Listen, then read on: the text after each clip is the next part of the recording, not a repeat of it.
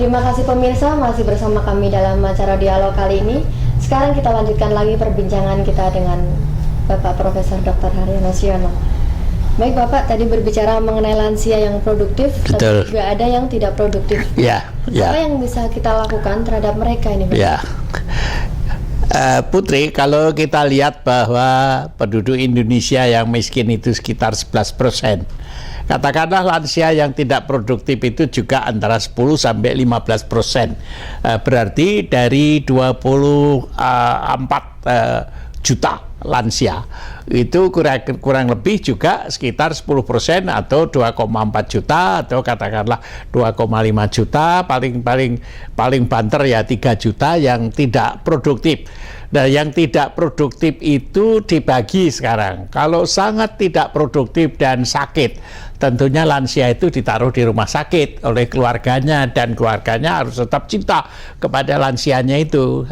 Kemudian dipelihara di rumah sakit. Sekarang alhamdulillah sudah ada BPJS, sehingga dengan sendirinya dananya kurang. Kalau keluarga miskin itu semuanya dibayari oleh pemerintah melalui BPJS. Kalau tidak, dengan sendirinya keluarganya harus gotong royong untuk memberi dan memelihara lansia yang sakit itu ke rumah sakit. Tapi kalau lansia tidak produktif dan tidak mempunyai sanak keluarga, lalu kemudian tetangga-tetangganya juga sibuk dengan sendirinya, lansia-lansia yang seperti itu tidak punya keluarga, tidak punya anggota anaknya atau cucunya atau tetangganya tidak bisa memelihara, sekarang bisa dititipkan kepada lembaga-lembaga panti lansia atau panti jompo, dan dengan sendirinya sebagian dari ongkosnya itu dibiayai oleh pemerintah. Nah, tetapi lansia yang kayak begitu itu tetap punya tetangga. Nah, kita harapkan Indonesia ini sebagai negara Pancasilais, tetangganya itu sekali-sekali menjenguk ke panti-panti jompo seperti itu, supaya masih ada bahwa dia punya di panti jompo, tetapi masih juga kadang-kadang ingat pada tetangganya, atau tetangganya itu kadang-kadang mengundang supaya lansia yang ada di panti jompo itu diundang untuk pergi ke kampungnya, mengadakan silaturahmi, misalnya pada saat ada yang mantu, pada saat ada yang tetangganya meninggal dunia, supaya dia bisa dipinjem dari panti jompo pergi ke desa lalu bersilaturahmi dengan keluarga lainnya. Sedangkan lansia-lansia yang sebagian lain mempunyai keluarga, kita harapkan lansia-lansia tidak produktif itu tidak diserahkan ke panti jompo, tetapi dipelihara di rumah. Di rumah keluarganya masing-masing.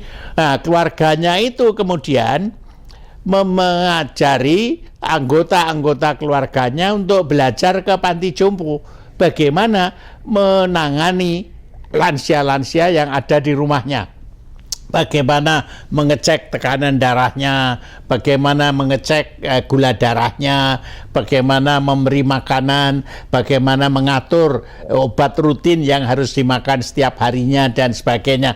Karena tenaga-tenaga yang profesional itu, tenaga-tenaga sosial itu ada di situ. Atau kelompok itu, kelompok keluarga-keluarga yang punya lansia tidak produktif itu menugaskan anak-anak muda yang ada di desa itu untuk belajar pada panti-panti sosial, belajar bagaimana menangani lansia.